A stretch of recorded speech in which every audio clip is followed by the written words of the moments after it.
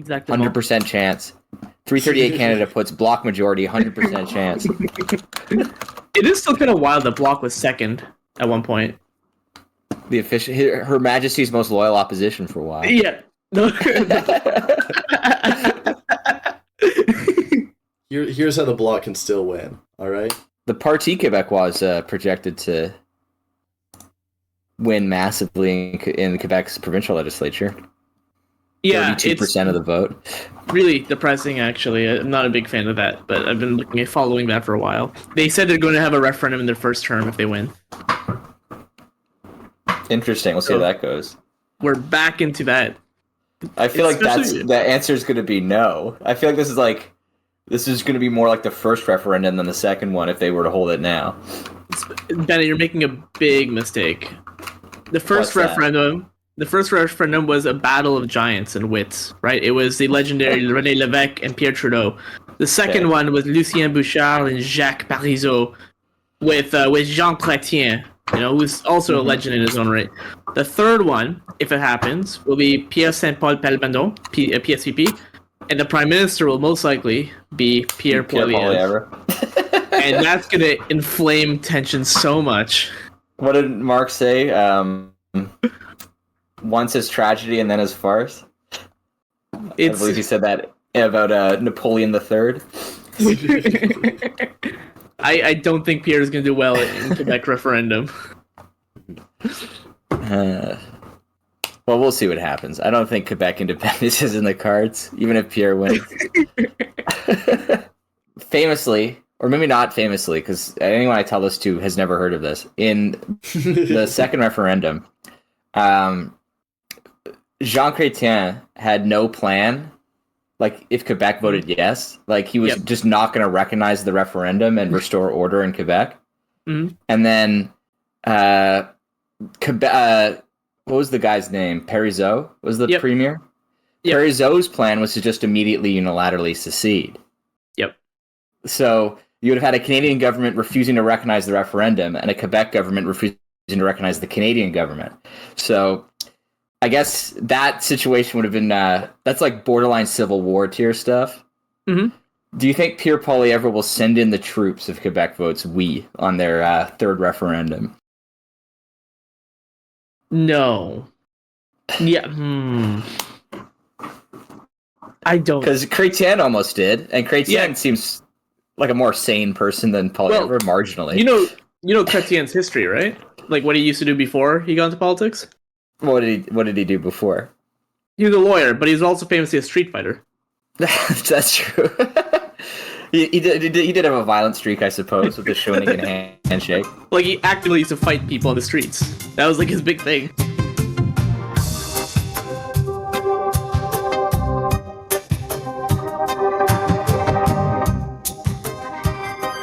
I guess, let's get started with Mulroney because it's actually kind of important. I'm going to be just really sad about it, just as a heads up.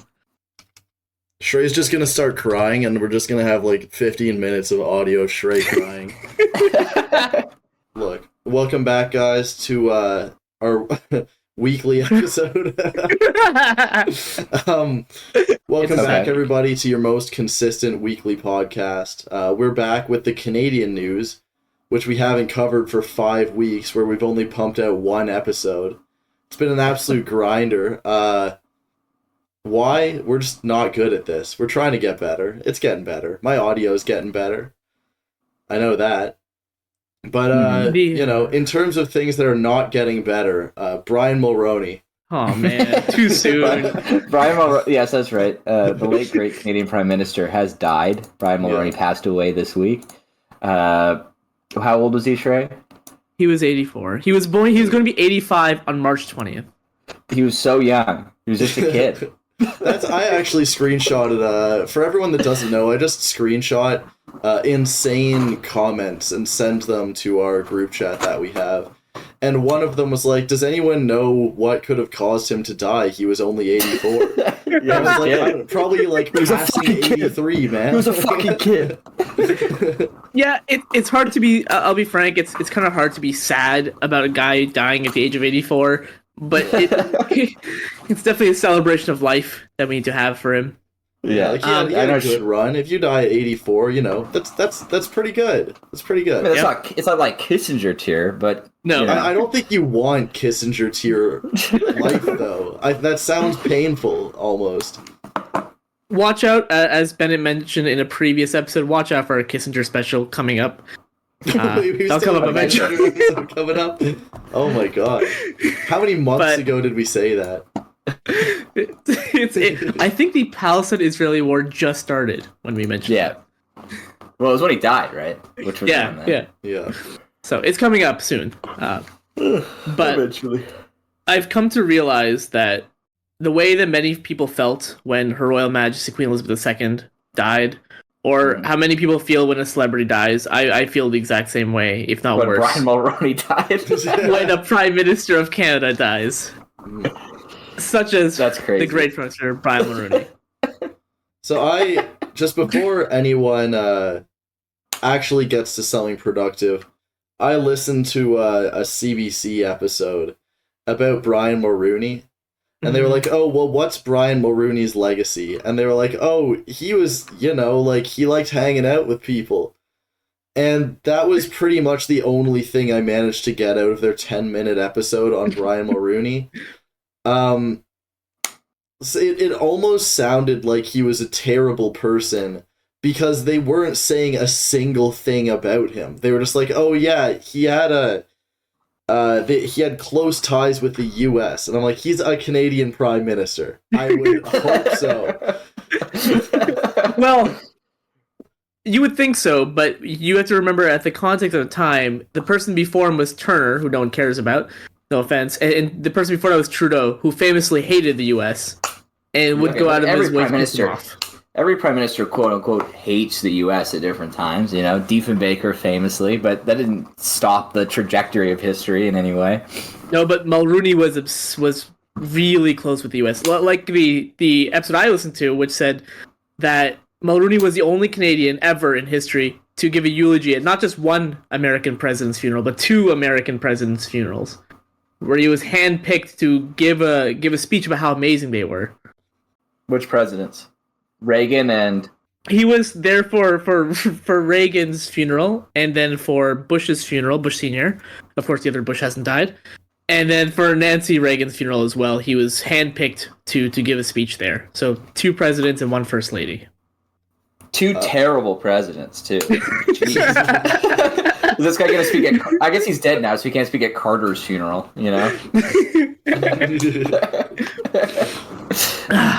So Carter's still kicking. Yeah, Carter's still alive. I was thinking if Jimmy Carter was still kicking today. He's still kicking. Actually, I realized that Discord has sound effects. So we're going to redo the intro real quick. Everyone, Brian Mulroney has died. Ladies and gentlemen, I'm sorry to announce that late Prime Minister Brian Mulroney has died. Poor Shrek. So... really depressing, man. He died. He died at a very auspicious time too. He died in the 40th. Auspicious time? What are you? No one's gonna understand this reference. But he died on the 40th anniversary of the Walk in the Snow speech, which is a beautiful speech if you haven't listened to, by the way. But okay, Prime Minister Brian Mulroney was the 18th Prime Minister of Canada.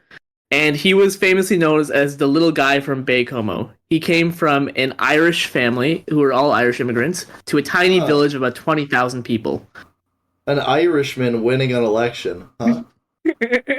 This actually comes up later as being important. But not the way you're tiny thinking. Village of 20,000 people, Shrey. You're too GTA-brained, man. 20,000 people is not a village, let alone tiny. At the time, I don't know how big it was. It's 20,000 people now. He was born in 1937.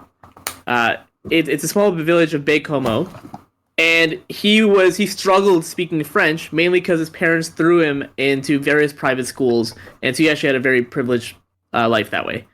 He eventually got into law school at Laval, which was a French-only law school, where he met his best friend Lucien Bouchard. He will come up later.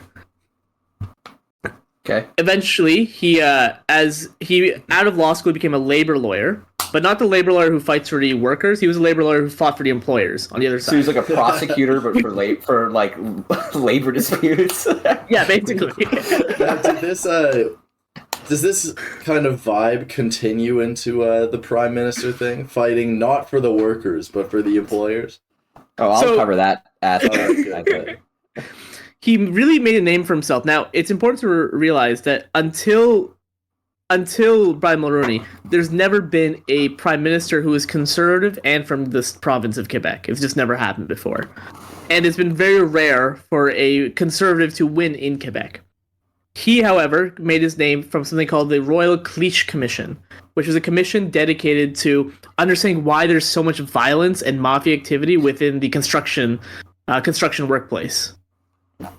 He got really big from this. He was like, if you've ever listened to Mulroney's speech, he's very, very charismatic and smooth. He kind of exemplifies a 1980s, very wealthy, smooth person perfectly. Kind of like out of Mad Men. Prime Minister. He was like, I cannot understate just how charismatic and eloquent he was. You know, he's always throwing jokes out there. He's always very smooth. He's very conciliatory. Never tries to make anyone feel bad, kind of thing. And that's what he was really famous at. Sort of like Reagan, then. Reagan was very famous for being very good at speeches. Yep. Very funny, very smooth talker. Yep. No, exactly. He was, for example, jumping ahead a little bit, but for example, the night that he won his first election, he famously called every Liberal MP who lost his seat that election, or her seat, and called them to thank them for their service and keeping them still interested in the government. Very he was just that kind of politics of him. That's very Barack Obama. That's something Obama would have done. He was extremely we must take the high road. Guys, thanks for losing. It helped us gain your seat. Eventually, he, as a labor lawyer, he got bigger and bigger. He was doing really good with the commission. He eventually became the top conservative in all of Quebec, and he was a big fundraiser, and he decided to run for leader of the party, even though he's never had an elected seat before that. He ran for leader, and somehow he came second. But he was very bitter about losing first place to a guy named Joe Clark. Joe Clark, through a couple of months later, ended up becoming prime minister. A couple of months after that, lost the election. They lost a vote of no confidence. Long story short, 3 years later, there would need to be a new conservative leader. Joe Clark originally asked for his approval to stay as leader for the next 1984 election. And he put the bar as he needs to get 67% of the vote in order to stay on as leader of the Conservative Party. If the members give him 67%, he will stay on as leader and fight the next election. He got 66.9%. And so he immediately resigned. Awesome. And he ran for leadership and lost to Mulroney. And by this time, Mulroney was the president of the Iron Ore Company, which was a large mining company in Quebec. So he became prime minister in 1984, or 85, I think it was 84, with the largest ever majority in Canadian history. Out of 282 seats, he won 211. He dominated. Every single province and territory went majority conservative. He got over 50% of the vote. This was the largest ever victory for anyone in Canadian history. So how did he go from that, the the best ever election for anyone ever in history, with 211 out of 282 seats, to about 9 years later, where his party got 2 out of 282 seats, being the worst defeat. Single digit. Yes, 2. They fell to being They fell to being like the third biggest right wing party. Yep. And there's a lot of pros and a lot of cons of Prime Minister Mulroney.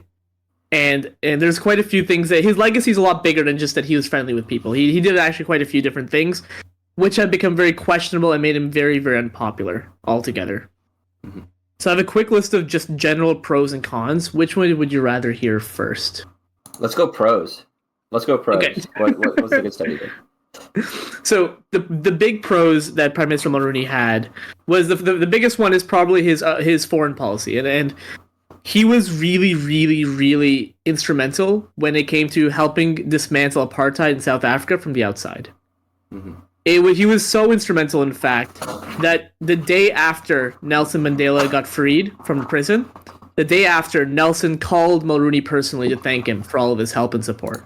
And within 4 months, Mandela came to Canada to personally, in life, thank Mulroney for everything. And he toured the country with Mulroney to thank the Canadian people for their support in general in helping make South Africa a free and democratic place for everyone. That rocks. And I think the ANC... Yep. President Cyril Ramaphosa of South Africa issued a statement when Mulroney died. Yep. Right? Yeah. Only a few days ago, he gave his condolences to Mulroney, to the family, and to the people of Canada for losing Prime Minister, and thanking Mulroney for all the services he gave to South Africa in helping them free themselves from apartheid. He mainly did this he was the first major... there was other Western leaders for sure who did it, but when he was Prime Minister, he went to the UN and consistently and constantly gave speeches about the needs to get rid of apartheid. Yeah, a quote from him: "Only one country's established color as a hallmark of systemic inequality and repression. Only South Africa determines the fundamental human rights of individuals and groups within its society by its heinous method of classification. My government has said to Canadians that they're not fundamental change in South Africa. We're prepared to invoke total sanctions against the country and its repressive regime." And it was economic sanctions that broke apartheid in the end. It helped a lot. He pushed the entire West to do it, and this is critical because his ideological allies in the West were very okay with apartheid. If not privately, they're publicly okay with apartheid. For example, the Commonwealth has 49 countries. 48 countries went against apartheid, mainly because Prime Minister Mulroney went to every single country, got them to sign signatures and confirm with each one of them, and forced each one to go against apartheid. Only one country he couldn't convince, and that was the United Kingdom, because their Prime Minister, Margaret Thatcher, thought that huge apartheid head, actually. She did a lot of defending of South Africa during that time. Privately, they say that she was against it, but publicly she said we have to negotiate, not sanction. Yeah, could have fooled me and the general public, that's for sure. Yeah. Yeah, clearly the market will just decide that it's inefficient, right? And eventually the market did through sanctions. Due to Mulroney's sanctions, and also it did help that Queen Elizabeth II was also anti-apartheid, so the combination of two forced Maggie to go against South Africa eventually. Mm-hmm. The other big ally of Mulroney who was against sanctioning South Africa was Ronald Reagan. He tried to veto any bills or any policies against South Africa, and it was eventually vetoed by the American Congress. And during the summits they had in Toronto and Quebec City and so forth, it was known that Mulroney was trying to push them to go against apartheid, but he couldn't get Ronald to come on side. Now, is there any similarities between Margaret Thatcher and Reagan? I don't know. Probably not worth looking into. There's plenty. Is that like a serious question, or is that like a leading question? Probably not worth looking into. Let's just continue here. It does sadden me. That said, with Mulroney and how the apartheid stuff is awesome, and it does sadden me that Canada is a middle power. We were a middle power. We still are a middle power. And over the decades, in my mind, what a middle power means is that every decade you get to do one thing. But you get to do the one thing which is against your allies, but you do that thing well, and hopefully history will absolve you of it. In the 50s, it was Lester B. Pearson, the Suez Crisis, getting to stopping what could have been World War III. In the 60s, it was Diefenbaker with South Africa and forcing sanctions against them, the first set of sanctions. In the 70s, it was Trudeau going to China and Cuba and opening them up and being the first Western leader to do that. In the 80s, it was Mulroney. 80s and 90s. And then in 2003, it was Jean Chrétien with Iraq and decided not to go to war with Iraq, even though Australia, UK, France, the US all decided to invade Iraq for bullshit weapons of mass destruction. Yeah. But it feels like since then, we just don't do anything. Yeah, Canada might not exist anymore.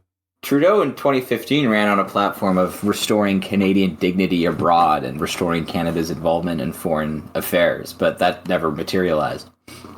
We helped South Africa save itself from apartheid, but there's clearly another, active genocide going on in the world, but Canada's too scared to do anything about that. Yeah. Yeah. You're right. That was kind of now. Let me not call genocide an opportunity, but that was a point where Canada, like an opportunity to take a stance and stuff like that. That would have been really nice to see, but alas, it's just not happening.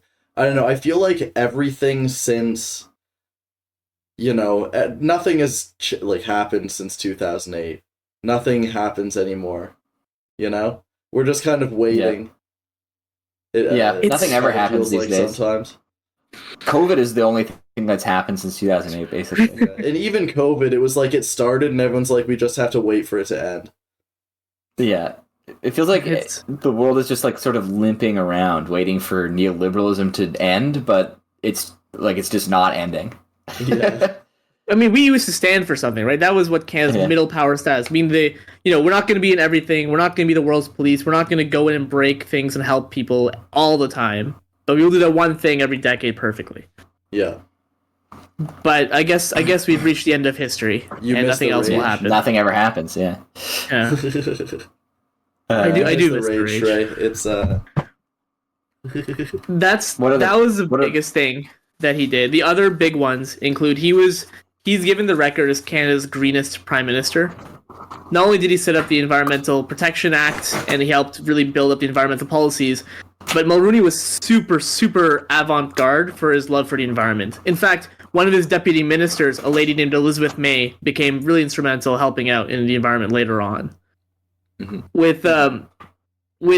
With Mulroney, he famously helped sign the Acid Rain Act and the treaty with the United States, where it was the first major treaty to help these kind of things like this, where back in the day, acid rain was a huge deal, but due to the treaty, we've been able to, as two countries, reduce our sulfur dioxide emissions by 70% and nitrogen dioxide by 25% within 30 years. Mm-hmm. And acid rain is not as big of a deal as it used to be. I remember always being scared of acid rain as a kid. And I guess it's tough to tell whether it's something like quicksand, where it actually just doesn't matter. Because it's when you're in fucking grade 4, you don't know what's going on out there. You don't know what anything actually means.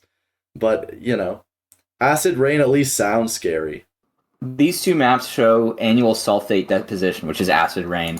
Red is bad, green is good. This is how totalizing the victory over acid rain was. Yeah. And this acid rain does sound like an insane Jimi Hendrix performance. There was acid rain was one of the two big environmental dubs where there was this crisis and then we walked back from the edge and fixed it. The other one was the ozone layer hole. That's gone. There's no more hole in the ozone layer. Guess who was behind the ozone layer dub? The Montreal Protocol, which was the world's greatest environmental accord ever, according to the UN at least, was signed and forced upon everybody by Prime Minister Mulroney. Ain't no way. He was really good at this kind of thing. And the reason why he was so good was two-part. First, like Uncle, you were saying before, he was really good with people.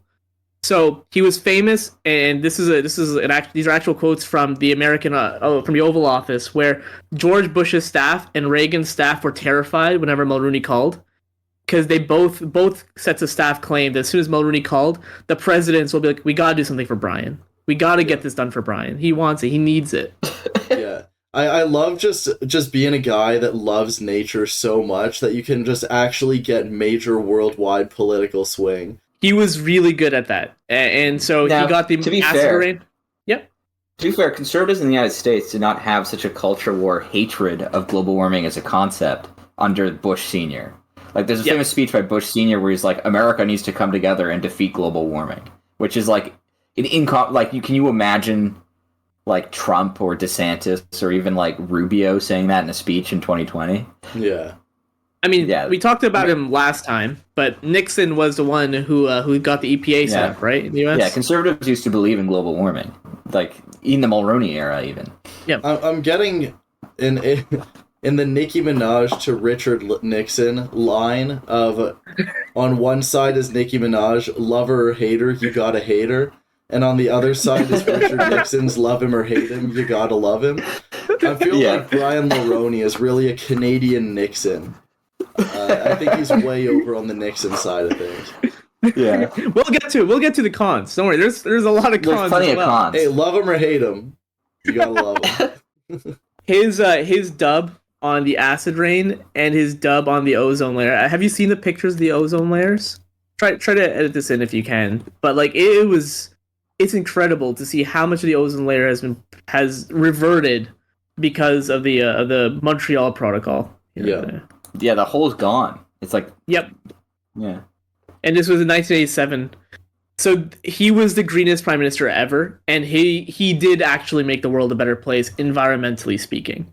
Mm-hmm. His third big thing, which I appreciate a lot, but at the time was the main reason he lost the election. So the main reason he lost the election was because he converted what was then known as the MST, or the manufacturing sales tax. He converted it to the GST, or the goods and service tax. Now, what this means in layman's term is back in the day, how the government would tax people is that they would, apart from income tax and all that, the biggest tax was the MST, where every single Canadian manufacturer would have to pay 13% or so for every time they buy equipment or do some kind of investment to increase their productivity. Yeah. Mulroney took that and said, well, this is just hurting Canadian companies because no other company in the world has to pay this. And he put that, and he made that into a general goods and service tax for everybody. Which is a consumer tax, like an endpoint tax, rather than a starting point tax. Exactly. And this was the most unpopular thing, and this is the main reason he lost the election. Because what was an invisible tax that no one even saw or cared about suddenly appeared on every single bill or receipt, even if the numbers were the same or less. Yeah. And people were really pissed off about that. I'm still convinced that tax should be included on the sales price that you see. I think the fact that you have to add taxes and do math when you go shopping makes people so much more angry about taxes that it's just insane. It's a way for companies... We don't even have the GST anymore now, right? We got the HST. We do. Well... So, the GST is in the HST, but not every province has an HST. Yeah, but not every province has HST. Sales tax. So Ontario has the HST. Fun fact, the HST was almost named the blended sales tax under Chrétien, but the acronym was a little bit rough, so they moved it to the HST. Something about the BS tax didn't ring well. Oh, yeah. Yeah, honestly, Albertan bumper sticker manufacturers would have been eaten so fucking good if the GST went through. The GST was single-handedly one of the biggest safeguards that Canada had against the recessions in 2008 because it gave a stable revenue to the government, which was wide and across everyone, not just only on Canadian industry, which was way better for everybody.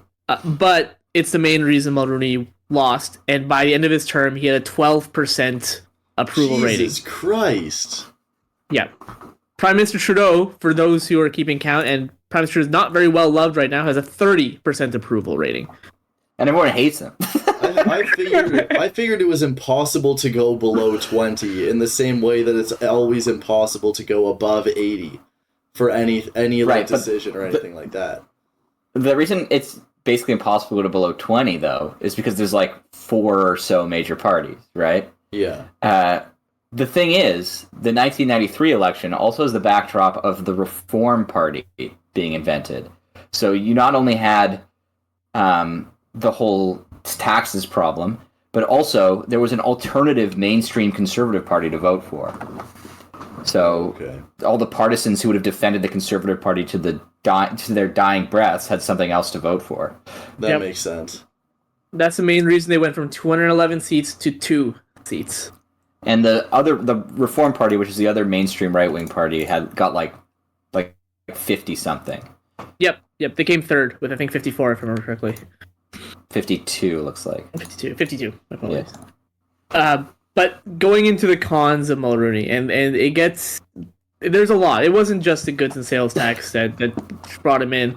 The big one was probably his extreme love. Now, I mentioned before, he was an ally of Reagan and Thatcher. So he had an extreme love of privatizing everything. Mm-hmm. The Canadian government had 61 crown corporations, and he privatized 23 of them under his tenure. Wait, did he privatize Air Canada? He privatized Air Canada. Fuck! He privatized well, wasn't there?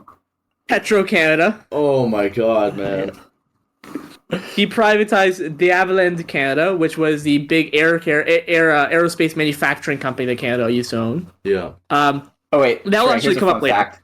Yeah. Here's a fun fact, actually. In terms of 90s politicians, do you know who came up with the name Air Canada? No. Jean Chrétien. Really? Yeah, in 1964, Jean Chrétien submitted a private member's bill to change the name of the airline from TransCanada to Air Canada. Oh, he was thinking like 40 years in the future, TransCanada would probably mean something else. Yeah, he's probably thinking in 50 or 60 years, this will mean something really awkward. Yeah. Like, that's foresight right there. That guy was on something. Yeah, fuckers will privatize half of the government and be like, damn, why can't we do anything anymore? He privatized the Havilland Canada. That's going to come up later. And the one he privatized that makes me the saddest, personally, is Connaught Labs. You guys probably haven't heard of Connaught Labs before.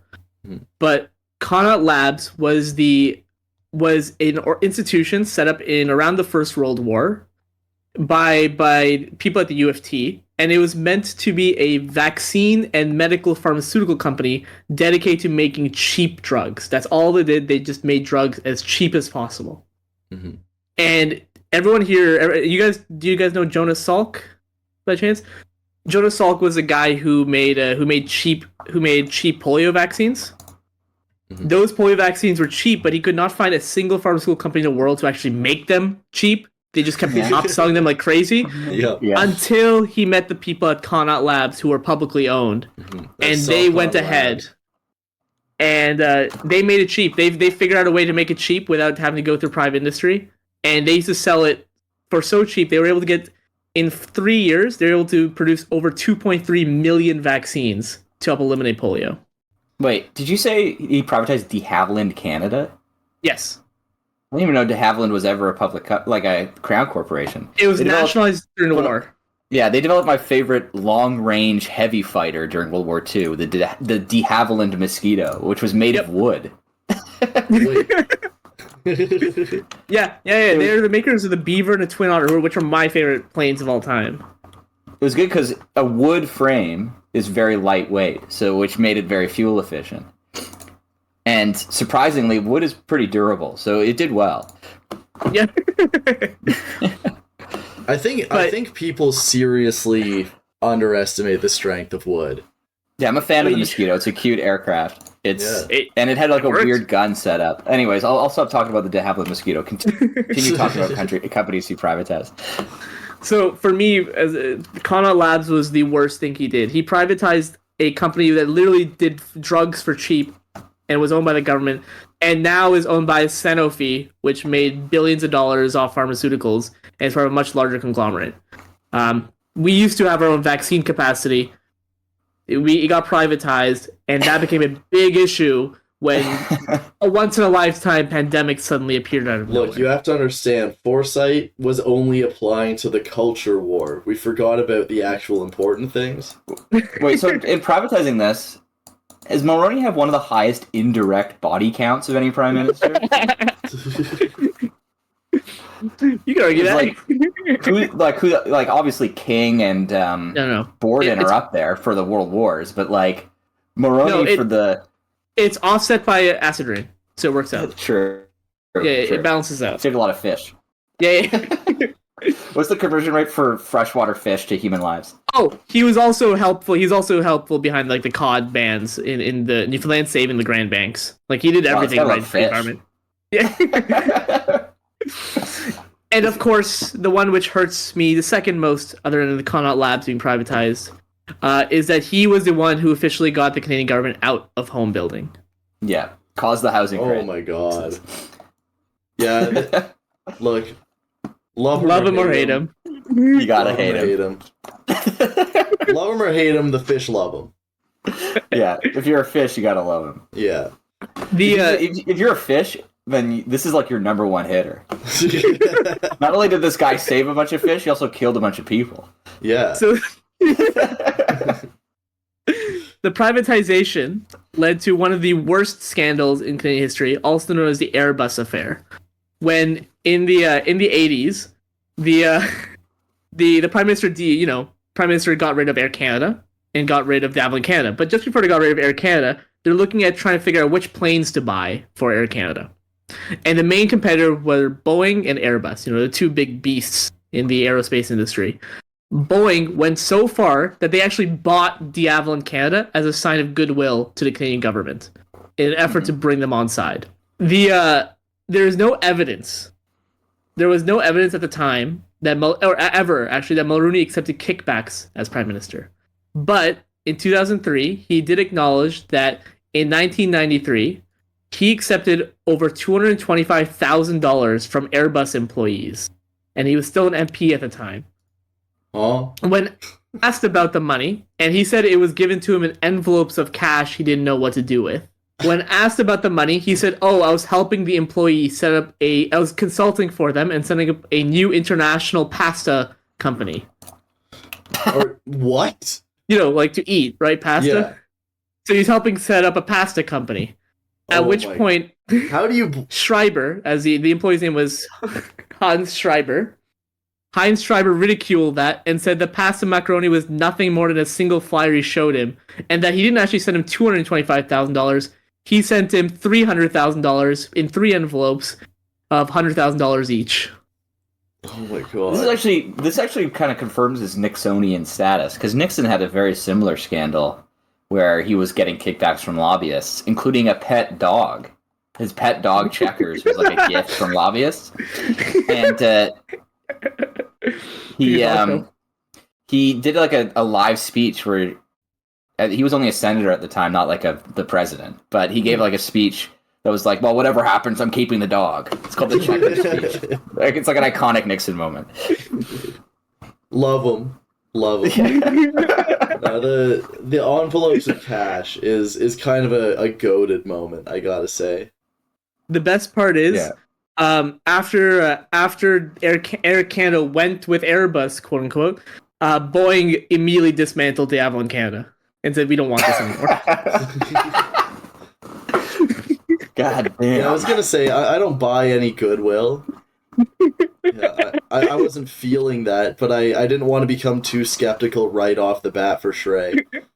Because I'm just learning about a lot of this shit. The only thing I really know about Brian Mulroney is just a little tune of "We're tiny, we're toony, we can't afford a loony." Brian Mulroney and his crazy GST, and that's my big thing for him. And I remember when I was a kid, I was like, "Oh, taxes are bad," but I'm not gonna lie, man, that shit slapped. Like I'm kind of all right with it if it comes with bangers like that.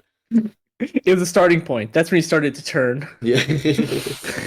I'm surprised Bombardier wasn't involved in this bidding process. It is a Canadian airplane company, after all. I think they bought Canada Air, which was the other aerospace company that was working in the Canadian government. Right, but Bombardier wasn't bidding for Air Canada contracts? I don't... Well, no, these were big planes. Bombardier focused on smaller planes. I guess so. Yeah. The last big negatives for Mulroney, and this is probably the biggest one that we feel a lot of the impact to this date on the political side. His best friend growing up was from college was a guy named Lucien Bouchard. They were 20 when they met, and eventually, they both went their separate ways. But around the 80s, Lucien Bouchard was doing very well for himself, and Mulroney convinced Lucien to join his party, and run for election. Lucien ended up becoming a very key ally with Mulroney and became a very important minister underneath his reign. Mulroney also worked with a lot of Westerners in an effort to make sure Westerners felt they were included, including Joe Clark, the guy he defeated to become leader. Joe Clark was instrumental with the entire situation in South Africa and was one who's helped to push for the end of apartheid. So what's the negative here? Mulroney was a Quebecer. They were best friends. Mulroney was a Quebecer at the end of the day. He was a Quebecer. He was a Quebec conservative. And when Trudeau brought the Constitution back home to Canada and made the Charter of Rights and Freedoms and everything, every province signed the Constitution except one, and that was Quebec. And Mulroney wanted to be the one who built the state, who was part of that, the country's story. and be the one who brought Quebec in to the Canadian government officially and signed the Constitution officially. This led to what was called the Meech Lake Accord, which was this famous accord where the idea was Quebec will be a distinct society within the fabric of Canada. Mm-hmm. Well, there's a lot of details to go into it, but that's just the crux of it.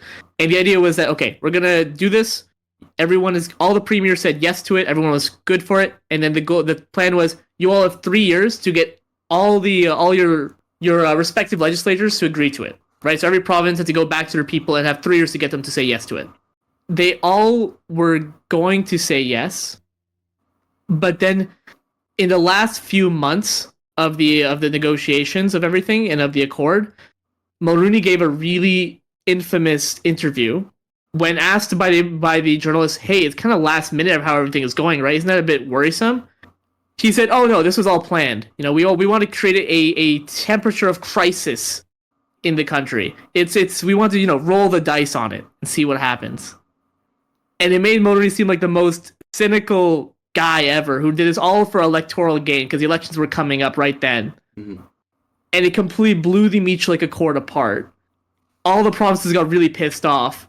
And the Meech Lake Accord died then. This really pissed off the Quebecers, especially because Quebec was the center of it. And now they felt like the reason why the Meech Lake Accord died was because all the English Canadians hated them. Yeah. This led to a huge argument between Lucien and his best friend Brian. And it got so bad that Lucien left the party and started a new party called the Bloc Québécois. That's where I remembered the name from. All right. It wasn't ringing the bell for me. All right. This situation, I was going to say it before, and I'm going to back it now. This is just guys being dudes, man. The Lucien Bouchard eventually became the driving force behind the Quebec referendum of 95. Mm-hmm. All because... More so than Parizeau? Him and Parizeau, but he was the one from the federal side, and he really riled up the federal government to accept the ideas of referendum, simply because Meech Lake Accord died. And with him, Quebec never voted Conservative again. And because of all this time and effort spent on Quebec by Brian Mulroney, the Westerners hated him, and they all went for the Reform Party, which was a regional populist party at the time. Yeah. And that's why they went from 211 seats to 2. And the Reform Party is almost more so than the Progressive Conservatives, the direct ancestor of the current Conservative Party. Yep, Stephen Harper was a reformist. Pierre Poilievre was the leader of the Young Reforms, and so forth. Completely restructured the landscape of Canadian politics with the temperature of crisis interview. He killed off Canadian history and restructured it altogether and killed the progressive conservative movement. The last big thing he did, and the big thing he's probably most famous for, is, like I said, he's very close to the Americans. And so he set up something called the NAFTA agreement, or the Canadian U.S. Free Trade Agreement, through his famous Shamrock summits with Ronald Reagan, where they used to sing Irish songs together. Bennett can probably go into more detail. Before I launch into the NAFTA spiel, I would like to point out that when the Progressive Conservatives were eaten by the Reform Party, the party's name was temporarily the Conservative Reform Alliance Party, CRAP, but they changed it pretty quick after that. Ain't no way. Yeah. Ain't no way. No one... Technically, it wasn't that exactly, but yeah, the acronyms came pretty quickly. Holy Lord. I think it was technically Canadian Reform Conservative Alliance Party. Yeah, something like that. But they changed it to Canadian Alliance because it was just being abbreviated as CRAP all the time. Listen, with that and the BS tax, there's just a lot going on in the area. Well, it turned into CAP, so they were just lucky that they were early on that one, right? Yeah. Okay, so let's talk about NAFTA. Okay, this is another big, huge Mulroney legacy thing, and extremely controversial. It was a policy issue in the 2016 American election that it arguably swung it, right? Because this NAFTA gutted the American lower Midwest, which swung to Trump, right? Mm-hmm. So in the early 1980s, Ronald Reagan was president, and the European Union was having an economic boom, and American economists credited it to the existence of the European Economic Community, which was a free trade zone, including the UK, France, Germany, a couple other countries. So in 1984, Ronald Reagan ran on a platform that included the creation of an EEC for North America that would start with Canada and then be expanded to include Mexico. And he won, so he went ahead with this. So he contacted Mulroney in 1986, and Mulroney agreed to create a Canada-United States Free Trade Agreement, CUSFTA, and they spent the next 2 years negotiating. So the result of the CUSFTA was that most tariffs, not all, would be abolished, and still some of the tariffs that they were planning to abolish still exist, actually. So that sort of failed in some respects, but most tariffs were abolished. Investment barriers were abolished, so American companies could invest in Canada, Canadian companies could invest in the United States without oversight, basically. It created the modern ISDS system, which is the Investment State Dispute Settlement, where if two countries have a trade dispute, the World Bank is called in to resolve it and just decide who wins, basically. So these three things were like the core of the CUSFTA, and this came into effect in 1989. In 1988, Ronald Reagan was constitutionally disqualified from becoming president for a third term, so his vice president won, Bush Sr., and he wanted to expand the CUSFTA to include Mexico as initially promised. NAFTA, the North American Free Trade Agreement, was born as an idea. So he went to Mulroney, Mulroney agreed, and they went to Mexico. I forget who the Mexican president was at the time, and they agreed too. Yeah, so they immediately began negotiating. Mexico agreed to the terms, which were that the existing CUSFTA agreement would be expanded to include Mexico. And took them a couple years to agree to that, but in 1994, with Clinton now in office, NAFTA came into effect. And that will have huge ramifications for American politics 22 years later. But Clinton manages to maneuver himself to become the face of American NAFTA. Now, NAFTA is just a free trade agreement. It just abolishes tariffs and investment barriers, and it creates like a system for resolving disputes. Labor unions in Canada and the United States were up in arms about the inclusion of Mexico. Canada and the United States have roughly similar regulations, right? Maybe the U.S. is less favorable, but not by much. But Mexico has like nothing, right? It's like a country that's barely held together. So labor unions demanded and successfully got the negotiation of the North American Agreement on Labor Cooperation, the NAALC. So the point of the NAALC was allegedly to ensure trade unions would not collapse in North America as a result of NAFTA, but it failed. When it came out, the NAALC only said that the three countries in NAFTA would have to adhere to their own existing regional laws. No new laws would be put in place. Only the existing ones would need to be enforced, and only existing ones covering health and safety, child labor, and minimum wage. And to make it worse, as if it wasn't bad enough that that Mexico did not have to expand its labor protections, a government was only considered in violation of the NAALC if they continuously ignored their own laws. So even if a country ignored its own laws for years on end, as long as it intervened in even one labor dispute, it would not violate the treaty.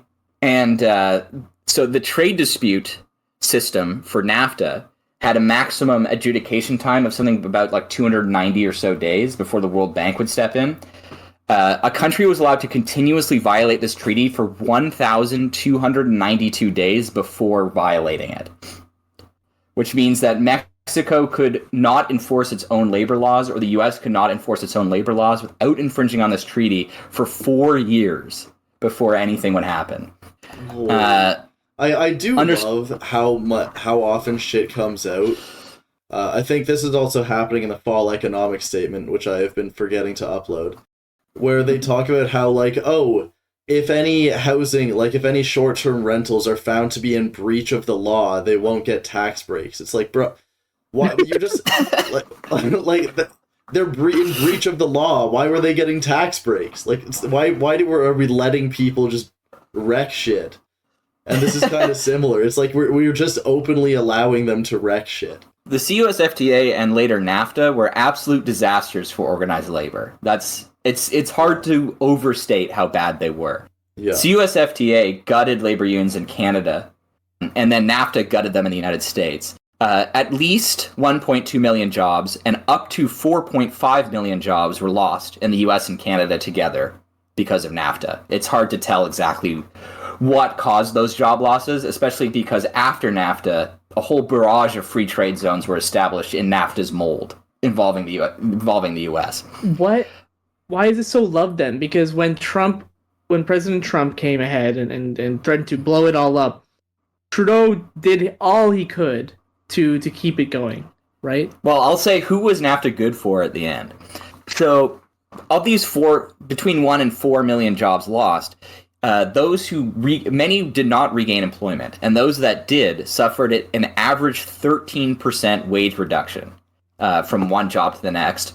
And over 1/4 of those who lost their jobs due to NAFTA reported a 20% or higher reduction in wages. So not only were now tons of people unemployed, those who were reemployed were employed at a lower wage.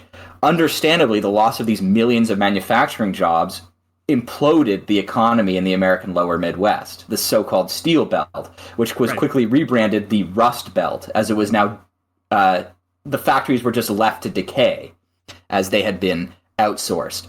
Now, in the decade following NAFTA's implementation, jobs bounced back in Canada nominally. The jobs were recovered, but of these new jobs, half were only part-time. And this was around the time that part-time job creation started to completely eclipse full-time job creation. No benefits. These wage reductions were supposed to be offset. These wage reductions were anticipated by the advocates for NAFTA and were supposed to be offset by a cratering in goods prices. Right? If it doesn't matter if the average worker's wage goes down 13%, if the average goods price goes down 20%, right? Yeah. However, in retrospect, that did not happen. I wonder why. The Center for Economic and Policy Research did a study that estimated non-college educated Americans, which are 56% of workers in the United States, saw a 12.2% loss in purchasing power due to free trade agreements. Over NAFTA's lifespan, the fact that it was now cheaper to manufacture in Mexico than the United States meant that labor's back was effectively broken in negotiation. 62% of trade unions reported threats of outsourcing to Mexico if they didn't instantly fold in negotiation during contract negotiations between 1994 and 2020.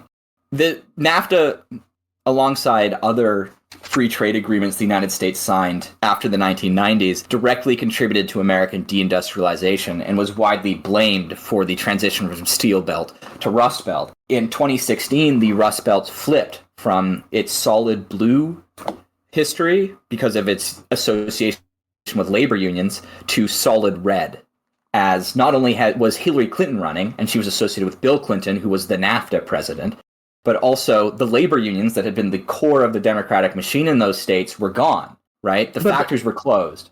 The unions were gone. But here in Canada, so the U.S. had a huge domestic manufacturing base, which is also very, very powerful and large. In Canada, which had a smaller domestic manufacturing base, which could not always reach demand, was it good for us that we were able to access cheap goods from the U.S. for cheaper suddenly? I mean, Mexico's one thing, but the U.S. was also a big part of it for us. Not really. Canada also saw... It was really hard to find numbers for Canada in doing this research, but from what I saw, most of them were in Canada was similar or something like that. But yeah, Canada also saw a reduction in manufacturing. Notably, Brian Mulroney was sold the CUSFTA and NAFTA on the principle that it would lead to increased productivity in Canada, but productivity actually declined post-NAFTA. Yeah. And I do want to note as well that in general, when countries open themselves up to a wider global market, every single time growth has slowed and productivity has declined, spare 2 instances of Korea and Japan, I believe it was. And both of those places, how they countered this was by not reinforcing IP law, so they were just able to steal other countries' shit. Those are the only two places that managed to not have a steep decline. So I thought this. Sorry, I just said something where manufacturing jobs declined. But it seemed to have exploded as well because of NAFTA. Like it first went really up, and in 2004 happened. I don't know what happened in 2004, but it shut down. Yeah, so this bump was what I was talking about. Most of those positions were part-time. So there wasn't an initial explosion, but it was all like part-time positions, and then manufacturing eventually collapsed anyways. NAFTA certainly did not help. Who was NAFTA good for? If it was bad for like the lower class, by and large, who was it good for? Well, the middle class, or the upper middle class at least, professional laborers like doctors, lawyers, they saw, of course, a decline in goods prices. So good for them, right? And their jobs weren't threatened by outsourcing because they were professionals. They had like a very strict set of licenses. As well as inherently like spatial jobs that cannot move. Yeah. So high earning people, or I guess middle class people as we often call them, they benefited because they saw a decrease in goods prices. However, the economic shock of the lower class suddenly making 20% less did cause a lot of problems for those people in the most affected areas. Like the economies of the Rust Belt collapsing was not good for doctors in Gary, Indiana, for example, right? Yeah. It was really good for, though, was capital, right? The breaking the back of labor was like a goal of capital since the 1930s, when labor had been basically won, right, during the Great Depression. And NAFTA was like the final blow that that TKO'd the labor movement in the United States and Canada. Nowadays, unionized workers are mostly public sector, right? Not private sector. Mm-hmm. And NAFTA was a big part of that trend. And of course, besides outsourcing and breaking the labor movement, NAFTA has been used to justify downward pressure on labor laws and social programs in the name of maintaining a competitive edge over other countries and free trade zones. I did find a study that said after NAFTA went into effect, lobbying on cutting social programs exploded in the United States. It was really hard to find numbers for how NAFTA affected Canada, as I said before, but it didn't seem to be worth it. From what most of them were saying, it was like the United States, although it seems like the United States had it worse than us even. Yeah. But okay, so we're getting to a state. Okay, this is an argument I kept hearing about NAFTA when researching Prime Minister Mulroney, which really pissed me off, where it was like, wow, Prime Minister Mulroney has such foresight. He recognized the world is going to become globalist, so he helped make NAFTA a thing. With that said... I don't understand. That's like being oh, I was an early adopter of Italian fascism. I could recognize in 1922 it was going to take over Italy. It was a really stupid argument. But what I think is interesting is, okay, the EU is a single market, right? And they more or less have a free trade zone. How would we be able to compete with them if we didn't have our own free trade zone? Well, one thing I think missing from this is the fact that the European Union is a free trade zone that is highly selective and includes countries with similar labor laws, right? One of the reasons NAFTA failed is because the NAALC failed, right? If the NAALC had some actual teeth behind it and Mexico had to catch up with Canada and the US in labor laws, I'm sure it would not have gone the way it did, right? There wouldn't be as much incentive to outsource. There wouldn't be as much of a threat to the domestic labor movement in the US and Canada. And the labor movement, what was left of it, abolishing or renegotiating NAFTA was a big goal of it after NAFTA came into effect.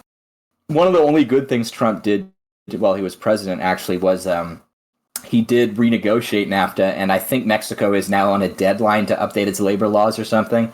I didn't read the text of the new agreement, but I know that NAALC has been superseded by a more aggressive treaty. I also think, Shrey, you mentioned earlier how everyone seems to think of NAFTA very positively. Yeah. And I feel not just NAFTA, but free trade as a whole. Yeah. there's a collective imagination that markets are just the most efficient and the most dynamic, and they just get people what they want. But like when you really put it under a magnifying glass and all of that, when you put it through history, that kind of just stumbles and collapses on itself with any amount of like real analysis on it. I think there's a book called Bad Samaritans by Ha-Joon Chang. Ha-Joon Chang, a capitalist, by the way. I feel like that is important, where he goes through into it. What he says is that neoliberals have taken over. That ideology is the mainstream ideology, and everyone pushes a lot of these smaller nations to engage in like free trade, expose themselves to the global market because that's where more wealth is. But every time one of them does that, their growth rate actually slows down. But another big criticism of his is that America got huge under protectionism. And just about every single country did the exact same. They had a lot of protectionist policies, or if they didn't have protectionist policies, they were doing some very suspicious activities, is the way I'll put it, in order to, make sure things were in their favor. So a lot of, like, there's a collective imagination that the free market policies are just better, and it's just not necessarily the case. But since it is the collective imagination, it is effectively true. Like, the WEF and the World Bank will back it up. When most people talk, they will talk like that, so there's no reason to doubt it. In that case, NAFTA, it just has to be a good thing, because that's what it does. If you look into it, like, why would you look into it? It's just a good thing. So, okay, with that logic, though, why are we as okay, not we, but why are so many leftists so supportive of the EU and so anti-Brexit? I would say, I'm not sure leftists are supportive of the EU. Liberals are. Right. Okay, fair enough. Yeah, like famously Jeremy Corbyn, who was the most left-wing leader Labour had for a long time, was a huge Eurosceptic. What was the name of I know when the UK first joined the EU, Labour was viciously opposed to it for the very reason that we're talking about now, free trade zones. I feel like the old left at least, fair was enough. very anti-free trade. Oh, yes, here we are. I'm looking at article on the Labour union's response to the new free trade agreement. So the new free trade agreement, the USMCA, forces Mexico to raise its minimum wage in manufacturing to a minimum of $16 an hour, which is pretty good. That's higher than the US, isn't it? Yes. It's like double, isn't it? If not, no, isn't that more than double? This only affects certain like heavy machinery jobs or something. Okay. This isn't like... Right. That's crazy. It also forces Mexico to establish rights to collective bargaining and freedom of association, and speeds up by a massive margin the response time of the treaty if Mexico fails to meet these demands. And the AFL-CIO, which is the American Federation of Labor, has said, like, this is a huge improvement over NAFTA. This is what we wanted. That sounds like it's going to be brutal for the Canadian economy, because now we're opening our markets up to the US, so we can make our branch plant economy just that much more of a branch plant economy then. Yeah. But a quick point back to things like Brexit and stuff. I think the main criticism for Brexit was that once you're in a part of a larger market, you become kind of dependent on it. You use it. Yes. Like and Britain has been doing that for a long time, and Brexit was not well thought out. It generally seemed, at least to me, like they were just doing it and then they were gonna see what happened, and we're pretty sure it's gonna be good for us, guys. And it just was not. But isn't the logic that, okay, if free trade agreements are bad, a Brexit like that, where they just kind of like said, I'm gone, out, that is a good way of doing it, right? Because that's like a hard cold turkey. One of the things Ha-Joon Chang says in Bad Samaritans is that you need a country to be ready and developed. And his argument is that once a country is quote-unquote ready, it is good to enter into a larger market. I'm not completely done the book. I'm really hoping he defines what that means, because I am very interested.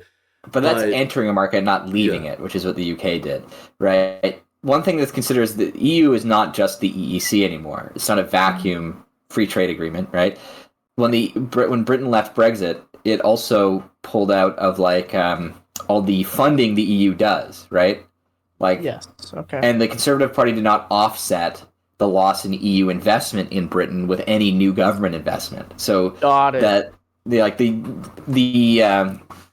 intervention in the economy that the EU demands its members do was just gone. I feel like if Jeremy Corbyn had been Prime Minister when Brexit was happening, it would have gone a lot better. That makes a lot more sense, right? I forgot the EU does things. And also with Brexit, there's a free flow of capital in a free trade agreement that happens. And capital always wants, a larger customer base and stuff like that. They don't want to have to deal with all the laws and stuff, but of a non-free trade agreement. And if you're relying on capital to make your investment, you can be of the opinion that capital is not using capital and markets is not as good as central planning or something like that. But that doesn't mean it does nothing. So yeah, like Bennett said, it wasn't replaced with any real anything, but also it pretty much gave all the capitalists with all the money a reason to leave. Because they did, there's a lot of uncertainty that they don't want to deal with. So it provided an opportunity for an outflow of capital before anything really happened. And then just did nothing with it. You just lose investment overall. And since Thatcher, the British Conservative Party has been allergic to doing anything. Yeah. Right. Anyways, Britain has failed. Britain's Brexit withdrawal failed, regardless of the merits of free trade. And Britain is now in a recession. What country is not in a recession? That's right. Canada has avoided a recession. One topic, guys. That's Brian Mulroney. May he rest in peace. Yeah, rip Mulroney. Overall opinion, good or bad, Prime Minister? You guys go first. Love him or hate him, the fish gotta love him. He seems alright. That's a key. He was an awful Prime Minister. I would say bad Prime Minister, but he seemed okay. Kind of like Carter, Yeah, I was gonna say I have him in a Jimmy Carter type vibe where I'm like, Jimmy Carter, pretty brutal for all the truckers and stuff like that in the States, just completely ruined that industry. But then now he's old and he just builds houses. He seems like a cool guy. I bet going fishing with Mulroney would be amazing. I guess, now I gotta wait for another 60 years to do that. But Brian Mulroney had this famous thing he used to say after he left office. He used to give this little story he told people where he's like, guys, 1 month after I left office, there used to be a guy who comes up to 24 Sussex, that's where the Prime Minister lives, and he goes up to the Mountie and says, hey, I'm here to speak to you, Brian Mulroney, the Prime Minister. Mm-hmm. And the Mountie says, I'm so sorry to tell you, he's no more the Prime Minister. He actually left about a month ago. He moved out. Maybe you have to go somewhere else to find him. Mm-hmm. The next night, the guy comes back to the same Mountie and says, hi, I'm here to see Brian Mulroney. And the Mountie says, oh, I don't think you heard me yesterday. He's no more Prime Minister. He's left. I'm sorry. Then Brian Mulroney would continue and say, well, the next night, the guy came back and he went to the same Mountie and said the exact same thing. And the Mountie said, buddy, you're clearly not listening to me. Brian Mulroney is not the Prime Minister anymore. Please leave. Why do you even keep coming up to me and asking the same goddamn thing every single night? And the guy would smile and said, I just love hearing you say that Brian Mulroney is no more the Prime Minister. That's like a Reagan Soviet joke. Damn, and Brian used to say this. Brian Mulroney doesn't come out of this ominous fog and fucks me. Mulroney used to love saying that joke to people, and may rest in peace. Well, okay, there was one other little anecdote that I heard from the CBC little podcast thing. And it was that there was Brian Mulroney was fucking with the pensions. A bunch of old coots were protesting, and Brian Mulroney went out to confront them directly. And the old coots just complained to him, and then he went back and then just decided to not fuck with the pensions, actually. Sounds alright. I really fuck with that. It is a bit upsetting to me because he was the reason why I'm a little bit so sad about this, even though, like I said, I don't think he was a good prime minister. I think he was a really bad prime minister. was because to me he's considered the elder statesman of Canada, the person who like everybody goes to for advice. You know, Trudeau went to him for advice, Pierre, Stephen Harper, Donald Trump, they all went to him for advice on how to do Donald things. Trump went to him for advice? Yeah, they're both neighbors in Florida. So they used awesome. so Trump like regularly went for him for advice. But he's gone now. And so to me it's like, wow, we just lost like a big part of this country. Who's the new elder statesman? Now everyone has to go to Stephen Harper instead. Well, we have Jean Chrétien. He's now the new elder statesman in my mind. Okay. I can't wait. Everyone's not just going to go to Stephen Harper. That'd be really depressing, man. Yeah, I got a bad feeling about this. Stephen Harper does not have like the presence, like the presence of charisma. You know, he's the head of the IDU, right? I am aware of that. Yeah. So he's definitely present but that's a topic for later.